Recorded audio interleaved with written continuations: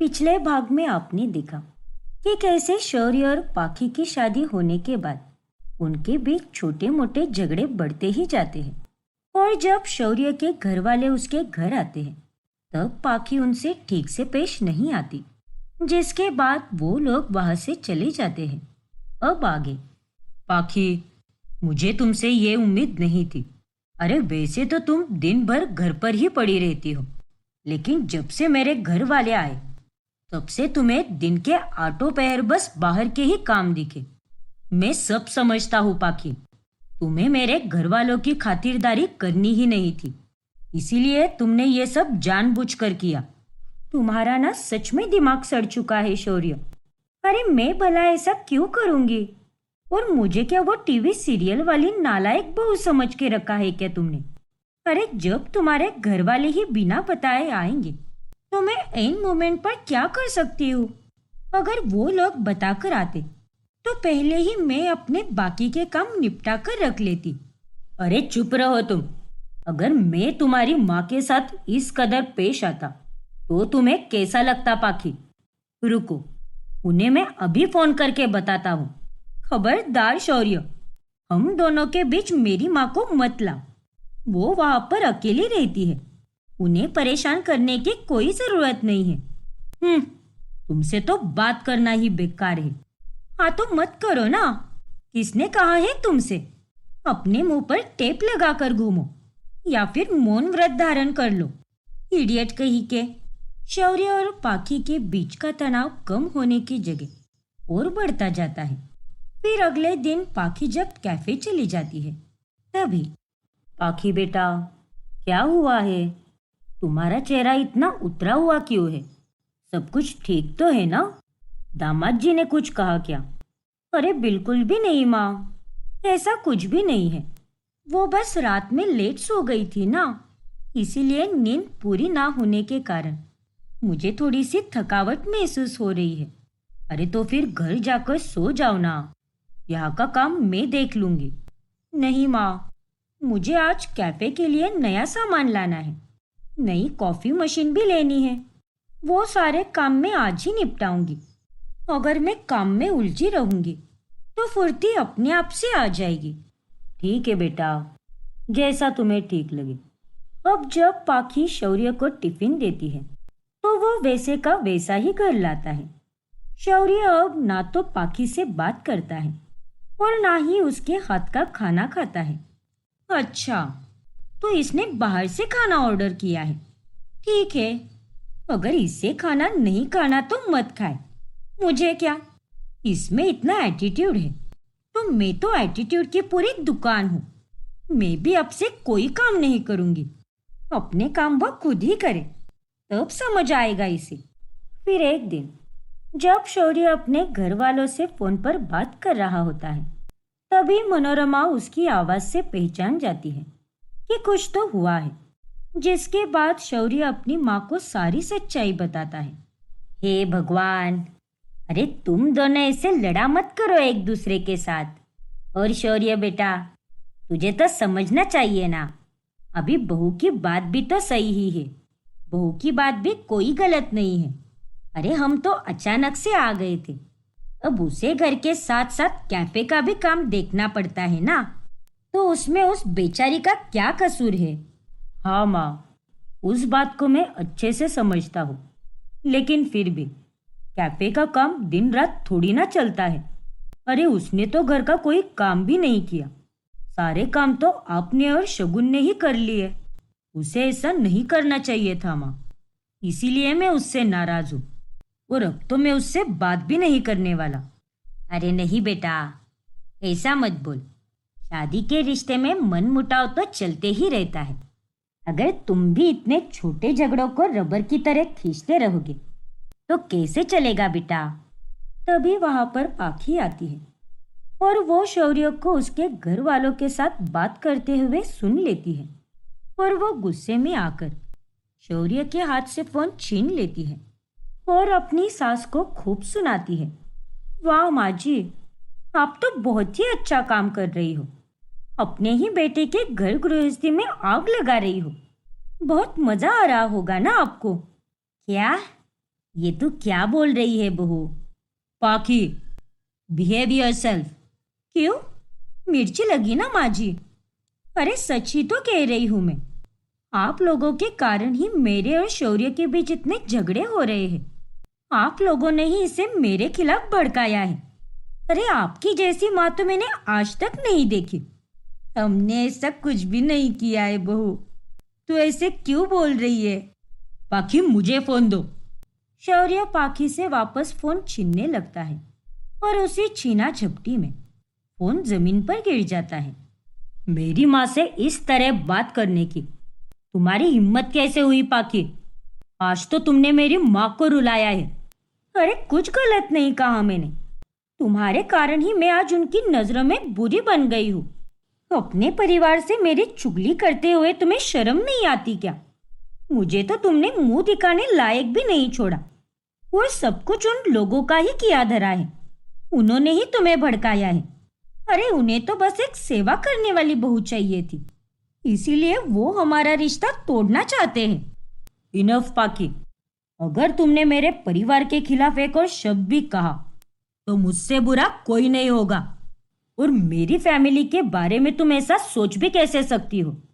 अगर उन्हें एक सेवा करने वाली बहू चाहिए थी तो ये रिश्ता कभी होता ही नहीं। छी पाकी, अरे कितनी घटिया सोच है तुम्हारी। अरे तुम तो धीरे धीरे अपने असली रंग दिखाते जा रही हो और मेरे मन से उतरती जा रही हो। ना जाने तुम कब समझोगी कि शादी केवल दो लोगों के बीच में नहीं होती, बल्कि दो परिवारों में होती है। फैमिली भी इंपॉर्टेंट होती है। शौर्य के इतना समझाने पर भी पाखी उसकी बात सुनने के लिए तैयार ही नहीं होती। इसीलिए थक हार कर शौर्य बबीता के पास चला जाता है और वो उसे सारी सच्चाई बताता है। बाप रे, अरे ये सब क्या चल रहा है तुम दोनों के बीच? ठीक है शौर्य, तुम फिक्र मत करो। मैं पाकी को अपनी तरफ से समझाने की पूरी कोशिश करूंगी। थैंक यू माँ जी। फिर जब बबीता पाकी को इस विषय पर समझाने जाती है, तभी पाकी का गुस्सा 7वें आसमान पर चला जाता है और वो वापस घर आकर शौर्य को खूब सुनाती है। अरे क्या जरूरत थी तुम्हें मेरी माँ को टेंशन देने की? तुमसे मैंने पहले भी कहा था कि उन्हें परेशान मत करो। अरे अगर कुछ बोलना या सुनाना ही था तो तुम पहले मुझसे बात करते। सीधे मेरी माँ के पास जाने की क्या जरूरत थी तुम्हें? और तुम्हें तो पहले से पता है कि उन्हें हाई बीपी का इश्यू है। हाँ जानता हूँ, लेकिन मैं करता भी क्या? तुम्हारा दिमाग तो घुटनों में चला गया है ना। अरे तुम्हें मैंने 1000 बार समझाया, लेकिन तुम्हें तो मेरी कोई बात समझ में ही नहीं आती। और मैंने कुछ गलत नहीं किया है।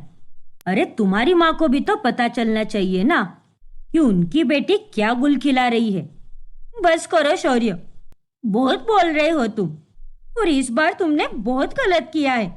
तुम्हें मेरी माँ को इन्वॉल्व नहीं करना चाहिए था। उन्हें इतना टेंशन देकर तुमने सही नहीं किया है। मैं आज बहुत हर्ट हुई हूँ, बहुत ज्यादा। अरे तुम क्या जरा पागल हो गई हो क्या? तुम्हें तो बस अपनी माँ ही दिखाई देती है, लेकिन मेरी फैमिली का क्या?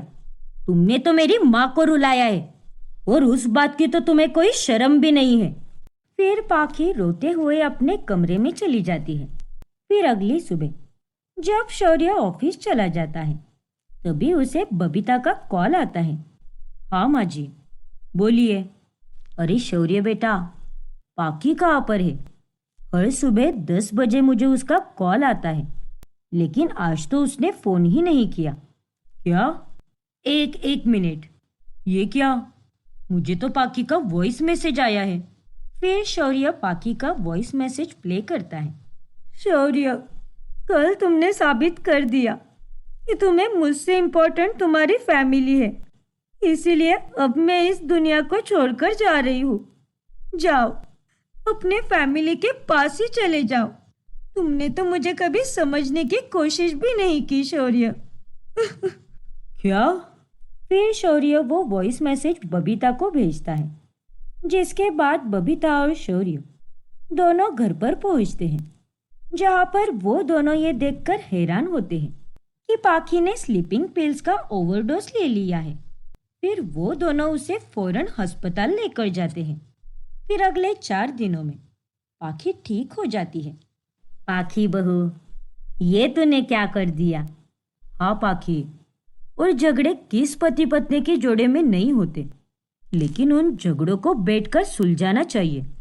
और उन्हें अगर सही समय पर नहीं सुलझाया तो रिश्ता काफी बुरी तरह उलझकर टूट जाता है, और ये सब इंसान को भी तोड़कर रख देता है।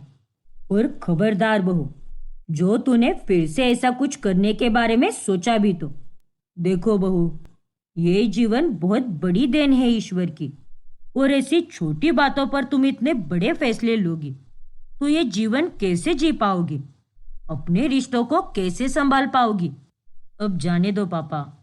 पाखी, ये लो, ये सूप पियो, इससे तुम्हें आराम मिलेगा। Thanks Shaurya, and I am sorry, मेरे कारण आप सबको बहुत परेशानी हुई। फिर उस हादसे के बाद से शौर्य पाखी का अच्छे से ख्याल रखता है, और धीरे धीरे उन दोनों के बीच में सब कुछ ठीक होने लगता है। ऐसे ही 1 महीना गुजर जाता है, जिसके बाद पाखी का जन्मदिन आता है। लेकिन उसी दिन शौर्य को घर आने में 5 मिनट लेट हो जाता है। हैप्पी बर्थडे पाखी, एंड आई एम सॉरी यार, मुझे थोड़ा लेट हो गया। वो एक्चुअली मुझे कल छुट्टी लेनी थी ना, तो कल का बचा हुआ पेंडिंग काम मुझे आज ही करना पड़ा। अरे ये क्या बात हुई शौर्य, जाओ तुम यहाँ से, मुझे तुमसे कोई बात नहीं करनी। अरे पर क्या हुआ पाखी, तुम ऐसे क्यों बोल रही हो? हाँ तो क्या कहूँ मैं शौर्य, तुम पूरे 5 मिनट लेट हो गए हो। टाइम देख रहे हो क्या? 12:05 हो रहे हैं। अरे मुझे लगा कि तुम शायद 12 बजे मुझे विश करोगे, मेरे लिए हार्ट शेप बलून्स और प्यारा सा केक लेकर आओगे और मुझे सरप्राइज दोगे, लेकिन नहीं, तुमने वैसा कुछ भी नहीं किया। आज तुमने मेरा दिल वापस दुखाया है शौर्य। ओफो पाखी, तुम भी ना जिद पर अड़ जाती हो, और ऐसा थोड़ी ना है कि मैं तुम्हारा जन्मदिन भूल गया। बस 5 मिनट ही तो लेट हुआ है ना, तो उसमें कौन सी बड़ी बात है?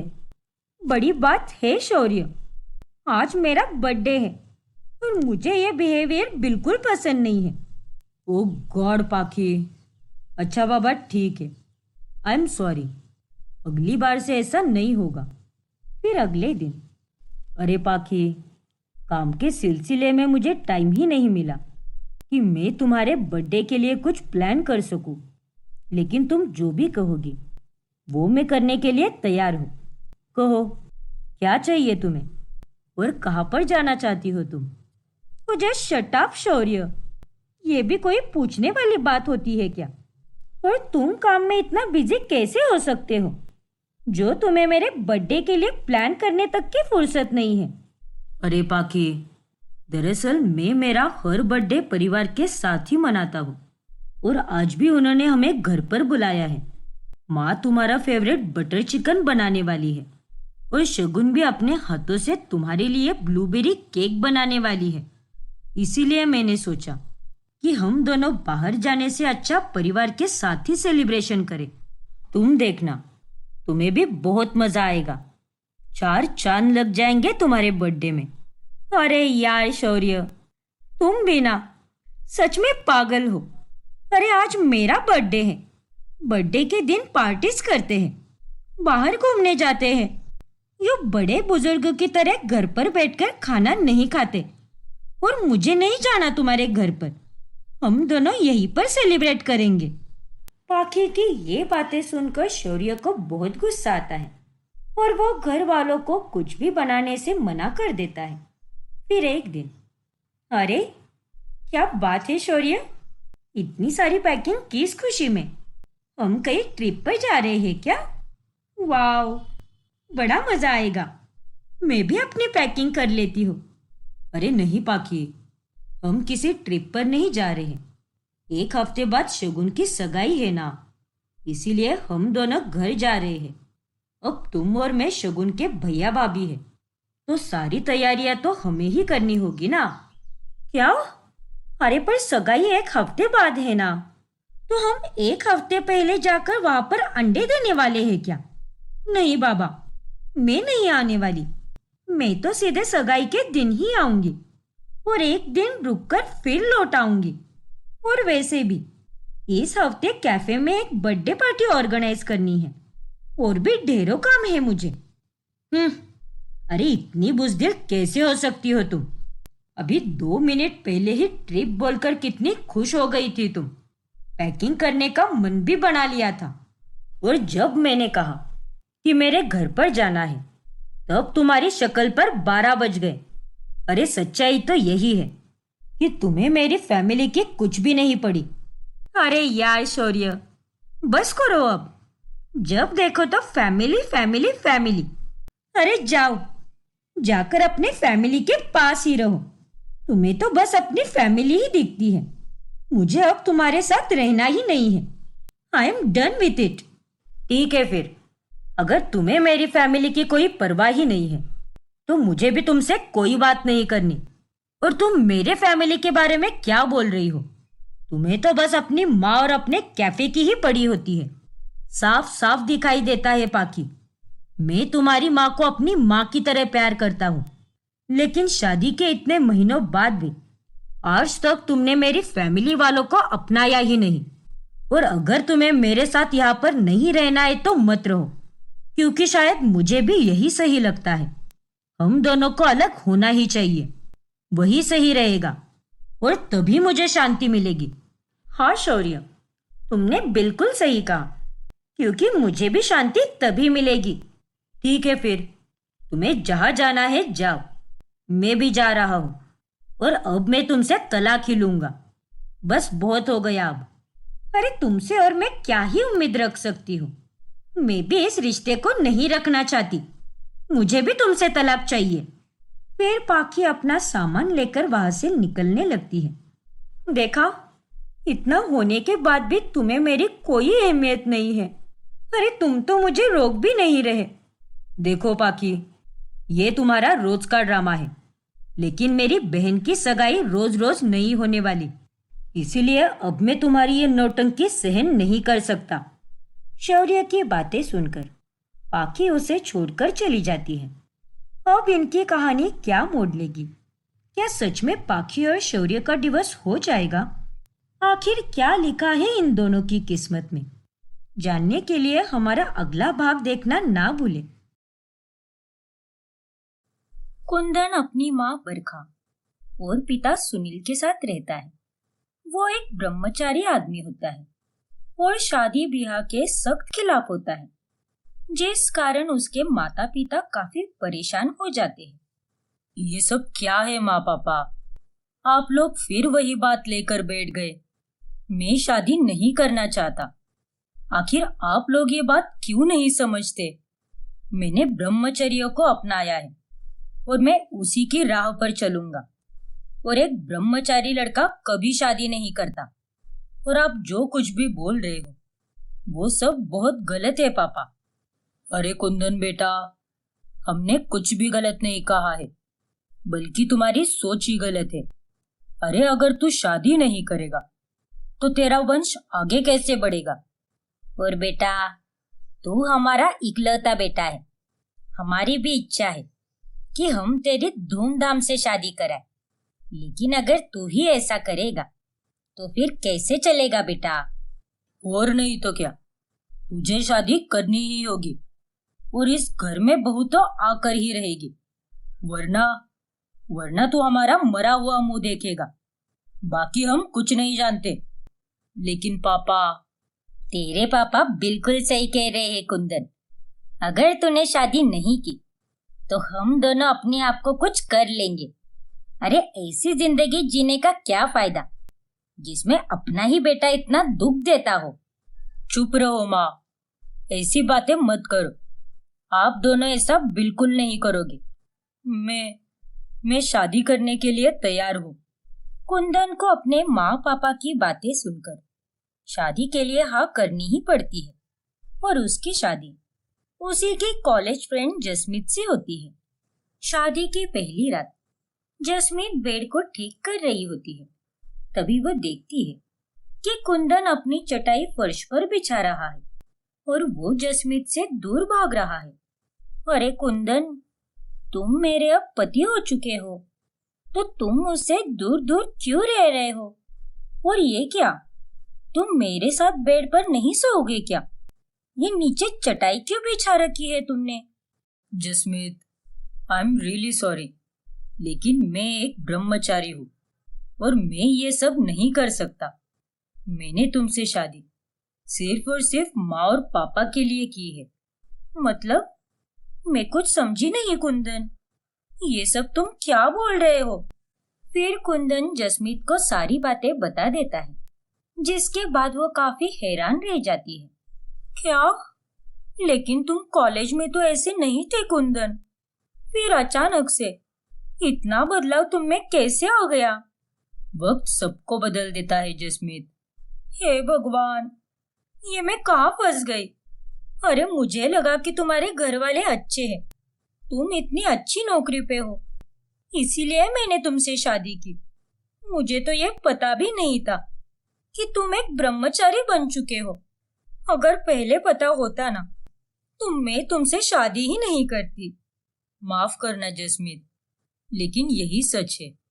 माँ और पापा ने तुमसे ये बात छुपाई होगी क्योंकि तुम शादी के लिए मना कर दोगी, और मुझे तो ये लगा था कि तुम्हें सब पहले से ही पता होगा।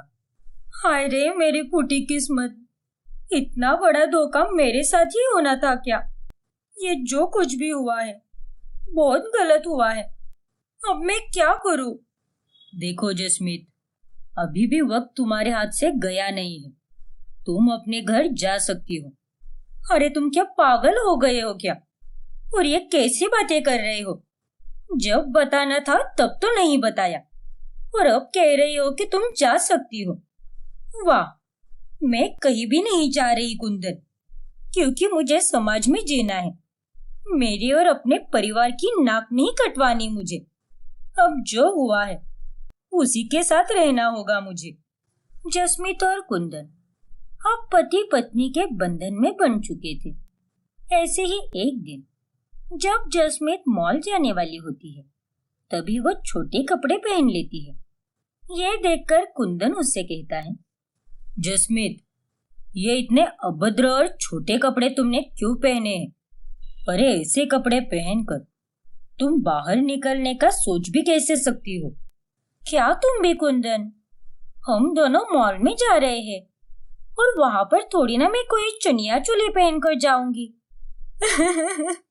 नहीं जसमीत, ये कपड़े पहनकर तुम नहीं जा सकती। अरे कुंदन बेटा, ये नए जमाने की लड़की है, अब इसे बोलने से कुछ नहीं होने वाला। लेकिन मेरे छोटे कपड़ों में तुम्हें क्या दिक्कत है? दिक्कत है जसमीत, क्योंकि अब तुम मेरे माँ और पापा की बहू बन चुकी हो, और मैं नहीं चाहता कि बाहर के लोग बातें बनाएं और उनके कड़वे ताने मेरे माँ पापा सुने। मैं तुम्हें यह नहीं कह रहा कि तुम जीन्स टॉप या फ्रॉक वगैरह मत पहनो, लेकिन बस ऐसे कपड़े मत पहनो जो हद से ज्यादा छोटे हो। ठीक है कुंदन, अगर तुम यही चाहते हो तो यही सही, मान लेती हूँ इसकी बात, क्योंकि मुझे अच्छे से पता है मेरे प्यार के कारण एक ना एक दिन इसका ब्रह्मचर्य का व्रत जरूर टूटेगा और ये भी मुझसे प्यार कर बैठेगा, क्योंकि इसकी बातें तो यही दर्शाती है कि इसे मेरी कितनी परवाह है, और यही बात दर्शाती है कि ये भी मेरे लिए कुछ कुछ महसूस करता है और इसे लगाव कहते हैं। फिर एक दिन जसमीत कुंदन को जबरदस्ती थिएटर में एक भूतिया फिल्म दिखाने लेकर जाती है। तभी एक डरावना सीन देखकर वो डर के मारे झट से कुंदन को पकड़ लेती है। मम्मी, हे भगवान, कुंदन, ये देखकर तो मुझे बहुत डर लग रहा है। जसमीत, ये तुम क्या कर रही हो? छोड़ो मुझे, दूर रहो मुझसे। फिर कुंदन वहां से उठकर थिएटर के बाहर चला जाता है। क्या हुआ कुंदन? अरे क्या हुआ का क्या मतलब है जसमीत? तुम्हें अच्छी तरह से पता है कि मुझे ये छूना और चिपकना बिल्कुल पसंद नहीं है। फिर भी तुम हमेशा मुझे चिपकने की कोशिश करती हो। लेकिन अब बस, बहुत हुआ। अब से तुम मुझसे दूर रहोगी। अरे कुंदन, डर के मारे में क्या करती फिर? और मैंने तो बस तुम्हारा हाथ पकड़ लिया, उसमें कौन सी बड़ी बात है? मैंने तुम्हें थोड़ी ना कोई जादू की चप्पी या फिर गाल पे पप्पी दी है जो तुम इतना सुना रहे हो मुझे।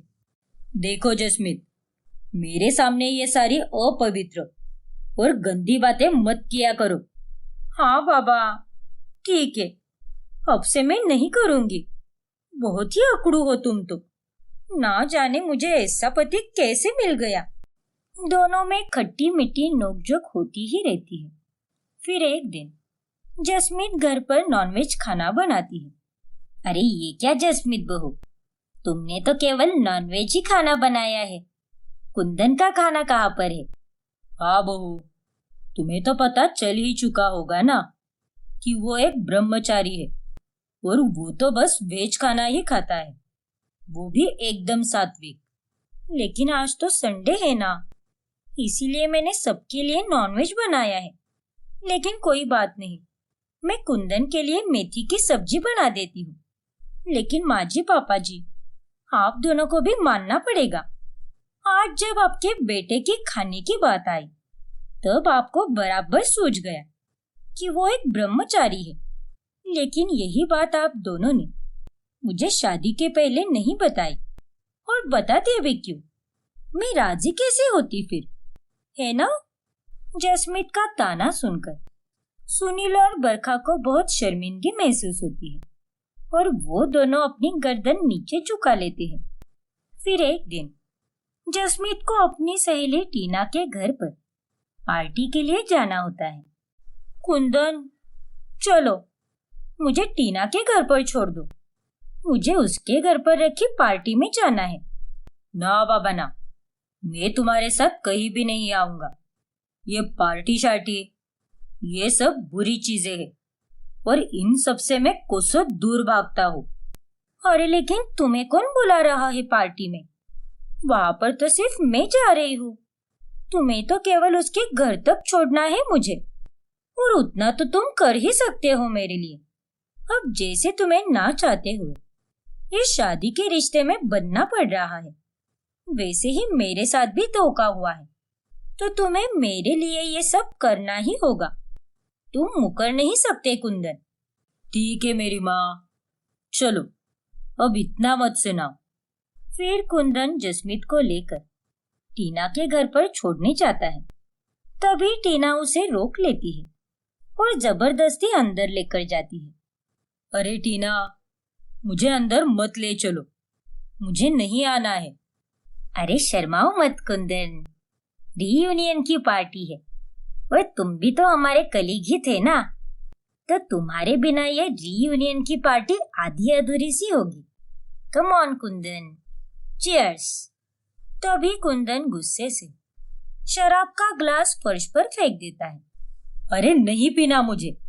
देखा जसमीत, इसीलिए मैं यहाँ पर नहीं आ रहा था। कोई सिगरेट फूंक रहा है तो कोई शराब पी रहा है। अरे इस गंदगी में आकर मैं तो अपवित्र हो चुका हूँ। अब तो मुझे घर जाकर गंगा जल के पानी में स्नान करना होगा। छी!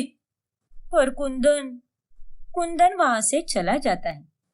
अरे इसे क्या हो गया है? ये कब से इतना संस्कारी और पूजा पाठी बन गया? अरे क्या बताऊं तुझे टीना, मुझे लगा था कि ये बहुत ही हॉट और अमीर है, लेकिन यार ये तो एक ब्रह्मचारी निकला। मेरे साथ तो बहुत ही बड़ा स्कैम हो गया है। अब मैं तुझे क्या ही बताऊं। फिर जसमीत टीना और अपनी बाकी दोस्तों को उसकी सारी कहानी बताती है। तेरे तो बुरी तरह लग चुके हैं। अरे हो कि तेरी शादी एक ब्रह्मचारी से हो गई। अरे ऐसा कौन सा पुण्य किया था बहन? सच में जसमीत, मुझे तो तुझ पर तरस आ रहा है।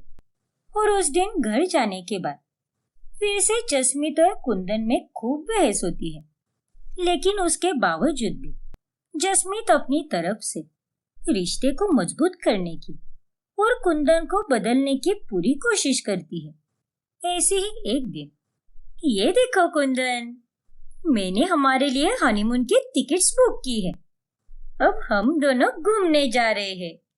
अपनी पैकिंग तो अभी से शुरू कर दो। शट अप जसमीत, मैं तुम्हारे साथ कहीं भी नहीं जाने वाला। तुम्हारे साथ कहीं पर जाना मतलब मेरे धर्म को भ्रष्ट करने के बराबर है। और अगर जाना ही है तो महादेव के मंदिर जाओ ना। लेकिन तुम्हें तो हर बार तफरी ही करनी होती है। हाँ, करनी है मुझे तफरी।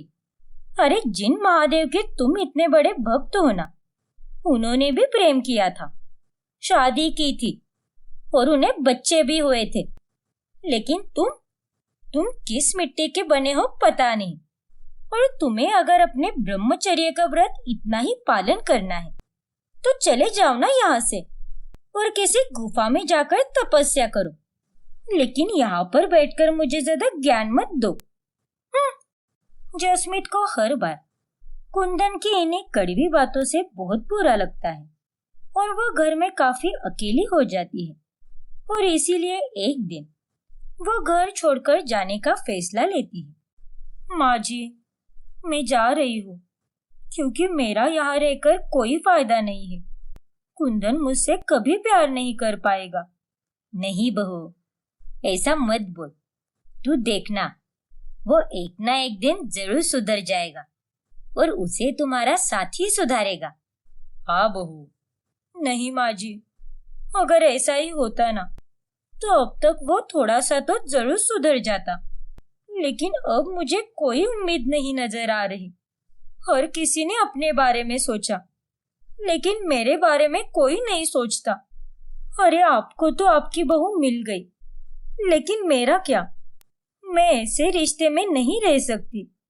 मैं उससे प्यार कर बैठी और मुझे भी यही लगा था कि वो भी मुझसे प्यार करने लगेगा। लेकिन नहीं माँ जी, ऐसा कभी नहीं हो सकता। मैं तेरा दुख समझ सकती हूँ बहू, लेकिन अब मैं तुझे नहीं रोकूंगी क्योंकि एक तरह से हम ही तेरे गुनहगार हैं। हमने धोखे से ही तुझे इस घर की बहू बनाया है। हाँ बहू, लेकिन तुम्हें जो सही लगता है तुम वही करो। हम तुम्हारे फैसले से सहमत होंगे। ठीक है पापा जी, तो अब मैं चलती हूँ। फिर जसमीत वहां से जा ही रही होती है कि तभी वहां पर कुंदन आकर उसे रोक लेता है। रुक जाओ जसमीत, मुझे छोड़कर मत जाओ, क्योंकि मैं समझ चुका हूँ ब्रह्मचर्य के रास्ते पर चलते हुए मैं भटक सा गया था। क्योंकि इस रास्ते को अपनाकर मैंने अपनों को काफी दुख दिया है। लेकिन अब मैं समझ चुका हूँ कि अपनों की खुशी में ही मेरी खुशी है और मैं ब्रह्मचर्य को स्वीकारते हुए भी अपना परिवार बना सकता हूँ। मुझे माफ कर दो जसमीत। फिर अंत में सब ठीक हो जाता है और कुंदन और जसमीत खुशी से साथ रहने लगते हैं। वाह बहू, तूने ये जो नौकरानी लाई है ये तो बहुत ही कमाल की है। इसने तो मुझे मेरी पीठ दबा कर दी, मेरा कबर्ड साफ करके दिया, मेरे पैर भी दबा कर दिए। सच में मैं तो बहुत लकी हूँ कि मुझे तुझ जैसी बहू मिली और तेरे साथ में ये नौकरानी भी। अरे माँ जी, अभी तो आप बस देखती जाओ, ये झुमरी बहुत ही काम की चीज है। लेकिन बहू, मुझे एक बात समझ नहीं आती, ये नौकरानी होकर भी इतनी फैशनेबल कैसे है? और इसने तो कितने महंगे कपड़े पहने हैं, इसे इतने पैसे कौन देता है? अरे माँ जी, ये जो भी कपड़े पहनती है वो सारे मेरे ही कपड़े हैं। जिन कपड़ों से मेरा मन भर जाता है वो मैं झुमरी को दे देती हूँ। अच्छा, तो ये बात है। मीनाक्षी की बहू नैना ने अपने साथ मायके से अपनी नौकरानी झुमरी को लाया होता है, जो दिखने में बहुत ही सुंदर और फैशनेबल होती है, क्योंकि उसे नैना ही सारे कपड़े दिया करती है। ये ले झुमरी, ये गाउन और ये सलवार सूट, अब मुझे इनमें कोई इंटरेस्ट नहीं रहा, तू रख ले इसे। हाय हाय हाय, ये तो एकदम लल्लन टाप कपड़े हैं। थैंक यू जीजी, आपका बहुत ही आभार। एक दिन झुमरी और नैना दोनों एक साथ मार्केट जाते हैं। तभी पड़ोस की औरत झुमरी के स्टाइलिश कपड़े देखकर कहती है, अरे वाह, जरा मीनाक्षी बहन की बहू की नौकरानी को तो देखो, कितनी फैशनेबल है। सच में ये तो तुम्हारी बहन ही लगती है। बहुत सुंदर और स्टाइलिश है ये झुमरी। बाय द वे, ये झुमरी फैशनेबल नहीं है, बल्कि मैं फैशनेबल हूँ, क्योंकि ये कपड़े तो मेरे ही पहनती है, तो उस हिसाब से मैं ही फैशनेबल हुई। अच्छा, तो ये बात है क्या? फिर तो तुम्हारा फैशन सेंस बहुत ही बढ़िया है। इस तरह नायरा अपने फैशन का श्रेय झुमरी पर जाने नहीं देती और खुद के मुंह से ही खुद की तारीफ करती है। फिर एक दिन घर में नैना की सहेलियां आती है। तभी वो सभी किटी पार्टी करते हैं और ताश खेलते हैं। तभी सहेलियां झुमरी के कपड़े देखकर बोलती है, अरे नैना, झुमरी को तो बुलाओ खेलने के लिए। हाँ नैना, और वैसे भी ये नौकरानी कम और तुम्हारी बहन ज्यादा लगती है। आ जाना झुमरी। नहीं नहीं, हम कहाँ ये सब ताश तूश खेल पाएंगे जीजी, हमका शर्म आवत है, हम नहीं आ सकते जीजी। अरे आ जाओ ना झुमरी। सहेलियों के कहने पर झुमरी ताश खेलने जाती है और खेलते खेलते वही ताश जीत भी जाती है। देखो झुमरी, ये किटी पार्टी खत्म हो जाए उससे पहले मुझे तुम्हारे साथ एक सेल्फी क्लिक करनी है, क्योंकि तुम्हारा आज का आउटफिट तो बहुत सुंदर लग रहा है। हाँ झुमरी, मुझे भी तेरे साथ फोटो लेनी है। इसके इस अमेजिंग कपड़े के साथ फोटो पोस्ट करने पर मेरे सोशल मीडिया पोस्ट पर कई सारे लाइक्स और कमेंट्स आएंगे। ठीक बा, ले लो ये सेल्फी। फिर सारी सहेलियां झुमरी के साथ सेल्फी पे सेल्फी खींचने के लिए मगन हो जाती है और ये देखकर नैना को झुमरी पर बहुत गुस्सा आता है और उस दिन के बाद से वो उस पर चिड़चिड़ करने लगती है। एक दिन, अरे जीजी, कहाँ जावत हो? हमका नहीं लेके चलोगी का? नहीं, मैं अपनी फ्रेंड के बर्थडे पार्टी में जा रही हूँ। लेकिन आप तो हमका हर बार अपन साथ ले जावत हो ना, तो अब की बार का हुई गवा? हर बार और इस बार में फर्क है झुमरी। इस बार मैं अकेली ही जाऊंगी, तू घर के सारे काम निपटा। ठीक बाजी, संभाल के जाओ। फिर नैना वहां से चली जाती है। अब नैना झुमरी को कपड़े देना भी टालती है। ऐसन काहे कह रही हो जीजी? आपन तो हमका वादा किए रही कि आप हमका वो लाल कलर का ड्रेस दोगी। क्रिसमस आ रहा है, हमका भी अपन सहेली लोगों के साथ घूमने जाएगा पड़ी है। ओकरे खातिर हमका लाल ड्रेस देव दो ना जीजी। कहा ना नहीं दूंगी वो ड्रेस, क्योंकि मुझे पहननी है वो ड्रेस। लेकिन आपने तो कहा था ना कि आपका उससे मन उब गया है। हाँ, कहा तो था, लेकिन अब मेरा मन बदल गया है। अब मुझे वो चाहिए, मैं उसे पहनने वाली हूँ फिर से। नैना झुमरी को ढेर सारे काम देने लगती है और उसे आराम भी करने नहीं देती। ये ले झुमरी, ये रोहित की फाइल है, उसे ऑफिस देकर आ जा, क्योंकि अब मेरी सलून की अपॉइंटमेंट है। ऑफिस माँ? हाय दैया, ठीक बा, दई दो हमका रोहित जीजू का ऑफिस का पता। हाँ, बताती हूँ। झुमरी रोहित के ऑफिस पहुंच जाती है और उसे फाइल देती है। तभी वहां पर खड़ा रोहित का बॉस झुमरी के कपड़ों को देखकर आश्चर्यचकित हो जाता है। अरे रोहित भाई, मानना पड़ेगा, तुम्हारी बीवी तो वाकई में काफी सुंदर और फैशनेबल है। ऐसे कौन से पुण्य किए थे जो तुझे इतनी सुंदर बीवी मिली? रोहित अपने बॉस को सफाई नहीं देता और हंसते ही रहता है। झुमरी भी घर आकर हंसते हंसते नैना को सब कुछ बताती है। क्या हुआ है झुमरी? यू पागलों की तरह हंसते क्यों जा रही है तू? कोई जोकर देख लिया क्या? अरे नहीं जीजी, आपको पता है उधर ऑफिस में क्या हुआ? अरे वो रोहित जीजू का बॉस ने हमारी बहुत ही तारीफ की और साथ ही हमका आप समझ बैठे। क्या? हाँ जीजी, और सबसे बड़ी मजे की बात तो ये है कि जीजू ने ओका सफाई भी नहीं दी और वो भी हंसत हंसत मजे लेते रहे। अच्छा, तो ऐसा हुआ क्या वहां पर? हाँ जीजी, चलो अब वो हमका जाई के पड़ी। वो कहा है कि शाम का खाना की तैयारी करनी है, वरना बड़की मालकिन को खाना में लेट हो जाएगा। इतना कहकर झुमरी वहां से चली जाती है। और फिर रात में जब रोहित घर पर आता है तब नैना उसे चप्पल फेंक कर मारती है। अरे नैना, तुम क्या पागल वागल हो गई हो क्या? सुबह तो तुम ठीक थी, लेकिन अब क्या हुआ है तुम्हें? चुप रहो तुम रोहित, तुम्हारी तो नीयत में ही खोट है। तुमने आज ऑफिस में अपने बॉस को क्यों नहीं कहा कि झुमरी तुम्हारी बीवी नहीं है और वो एक नौकरानी है? क्यों नहीं कहा तुमने? बोलो जल्दी।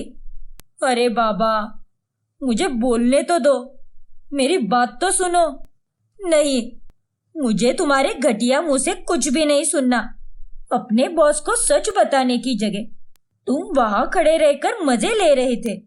नैना, मेरा यकीन करो, वो सब इतनी जल्दी में हुआ कि मुझे कुछ समझने का टाइम ही नहीं मिला। मेरा वैसा कोई इंटेंशन नहीं था जैसा तुम समझ रही हो। तुम्हारा क्या इंटेंशन था ये तो मैं अच्छे से जान चुकी हूँ।